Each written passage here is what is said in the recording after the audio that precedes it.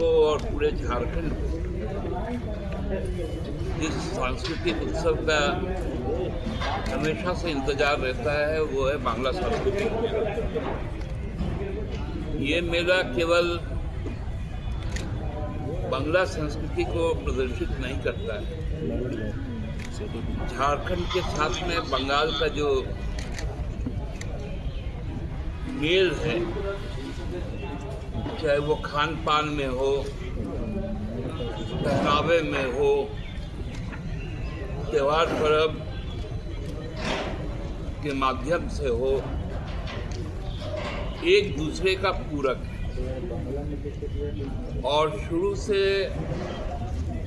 झारखंड के एक विस्तृत इलाके में हम कह सकते हैं कि पूरे राज्य में जो सबसे ज़्यादा स्थानीय भाषा बोली जाती है वो बंगला है।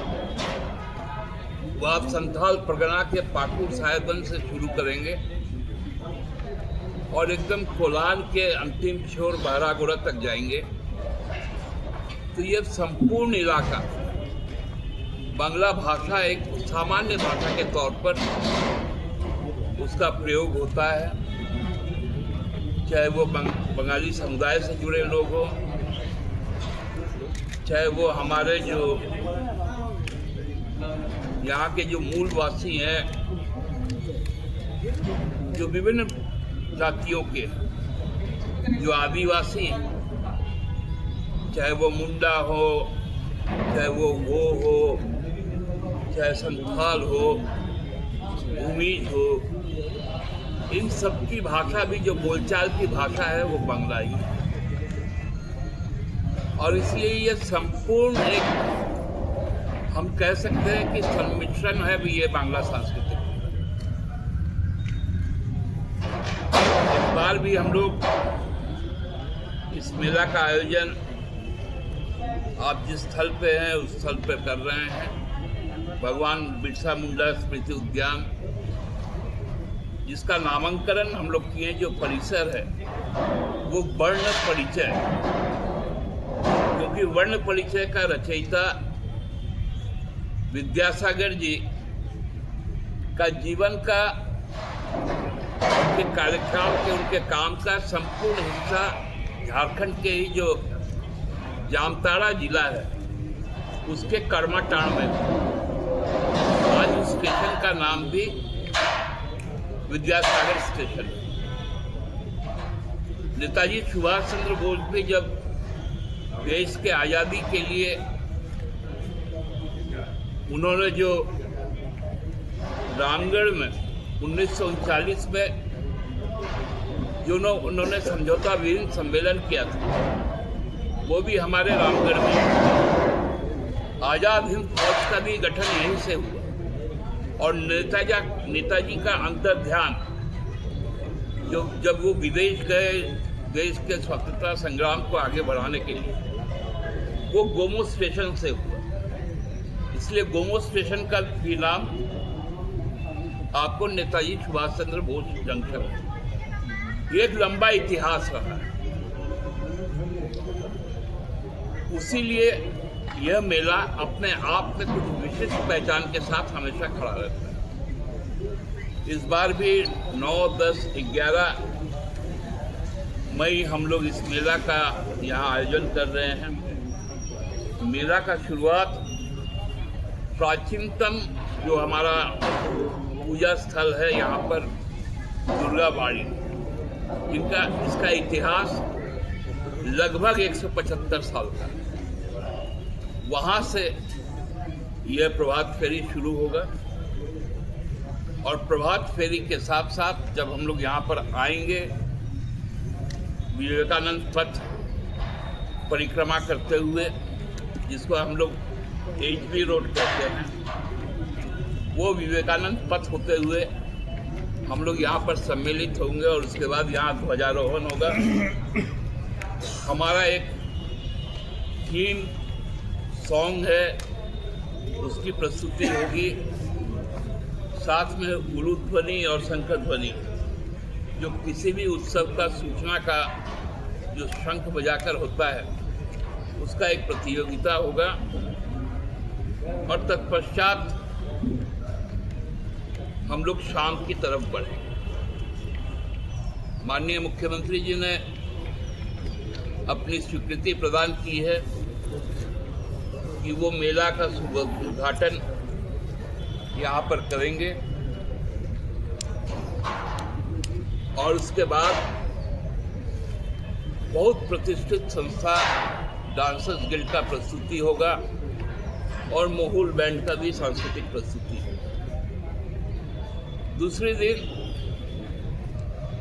हम रांची शहर के बहुत प्रतिष्ठित जो कलाकार हैं, जिसको हम लोग आर्टिस्ट कहते हैं, उनके द्वारा यहाँ पर स्पॉट पे पेंटिंग बनाया जाएगा। साथ साथ शाम को हम लोग सबको ही जानते हैं, बांग्ला साहित्य के एक मजबूत हस्ताक्षर रहे हैं समरेश बसु,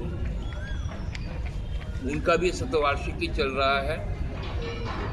उनके ऊपर में साहित्य सभा होगा 5:30 बजे से, और उसके बाद उस दिन के मुख्य अतिथि के तौर पर माननीय अध्यक्ष झारखंड विधानसभा ने अपनी स्वीकृति दी है, उनकी उपस्थिति होगी। तीसरे दिन जब समापन का दिन होगा तो बहुत सारे बच्चे बच्चियां वो विभिन्न समुदाय के होंगे, उनके द्वारा चित्रांकन प्रतियोगिता होगा। उस दिन भी साहित्य संसद रखा गया है। एक और मजबूत हस्ताक्षर निपेंद्रनाथ चक्रवर्ती जी हैं, उनका भी जन्म शतवर्ष चल रहा है। उनकी भी कविताओं की पाठ होगी और उसके बाद उस दिन के मुख्य अतिथि के तौर पर कला संस्कृति मंत्री सुधीर कुमार जी रहेंगे यहाँ पर, और फिर समापन एक बहुत रंगारंग कार्यक्रम के साथ हम लोग करेंगे। इस मेले में बांग्ला साहित्य का स्टॉल होगा, जिसमें बांग्ला साहित्य के से जुड़े तमाम अच्छे लेखकों की उनकी किताबें रहेंगी। खान पान, बांग्ला खान पान, मूलवासियों का खान पान की भी व्यवस्था यहाँ पर रहेगी। साथ साथ जो परिधान है, जो जिसको हम लोग कह सकते हैं हैंडीक्राफ्ट्स है, कई तरह के रंग बिरंगे स्टॉल यहाँ पर सजे। यही इस मेला का उद्देश्य भी रहता है। पूरे दिन भर एक आनंद मेला की तौर पर हम लोग यहाँ पर जुटे रहते हैं और सबकी उपस्थिति से यह मेला अपने आप में एक विशिष्ट होता है। आप सब जानते हैं कि हम लोग जो भी झारखंड के मूलवासी आदिवासी सदियों से एक साथ रहते आए हैं और उसका स्पष्ट आपको अभिव्यक्ति इस मेला स्थल में मिलेगा। हमारा मंच का नाम, चूँकि 9 तारीख रविंद्र जयंती भी है, इसलिए हम लोगों ने मंच का नाम गीतांजलि मंच रखा है, क्योंकि पहला नोबेल पुरस्कार भारत में गुरुदेव रविंद्रनाथ टैगोर जी को मिला था और इसी गीतांजलि जो काव्य संग्रह है उसी से मिला था। तो इसलिए मंच का भी नाम हम लोगों ने गीतांजलि मंच रखा है। यही हमारी तरफ से आप सबको जानकारी देनी थी और आगे कुछ आपके सवाल होंगे। हमारा हमेशा से निःशुल्क मेला होता है और चूंकि हम चैरिटेबल ट्रस्ट हैं, हम हर मेला का आयोजन एक नोबल कॉज से करते हैं। इस बार का हमारा जो कॉज है, वो जो भी यहाँ से हम लोगों के पास में धन संग्रह होगा, वो संपूर्ण धन थैलेसेमिया पेशेंट के उपचार के लिए दिया जाएगा, क्योंकि थैलेसेमिया एक गंभीर बीमारी है जो बच्चों को होती है और इस बीमारी को हम लोगों को हराना है। यहाँ कई तरह के आपको स्लोगन्स मिलेंगे जिसमें हम थैलेसेमिया से लड़ने का प्रण लेंगे, शपथ लेंगे। यहाँ रक्तदान शिविर भी होगा 10 तारीख और 11 तारीख को।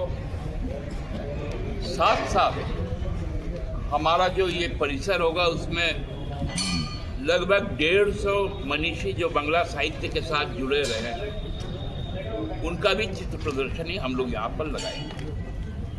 यही इस मेला का विशेष है। दादा, स्टॉल्स कितने होंगे और कहाँ से स्टॉल्स लगाने वाले आ रहे हैं? देखिए, मूलतः हर झारखंड के लगभग जमशेदपुर से आ रहे हैं, धनबाद से आ रहे हैं, पुरुलिया से आ रहे हैं, कोलकाता से आ रहे हैं, बांकुड़ा से आ रहे हैं, दुर्गापुर से आ रहे हैं। लगभग 20 स्टॉल आएंगे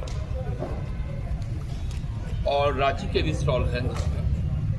तो मिला जुला के पैन झारखंड का ये एक फोकस है।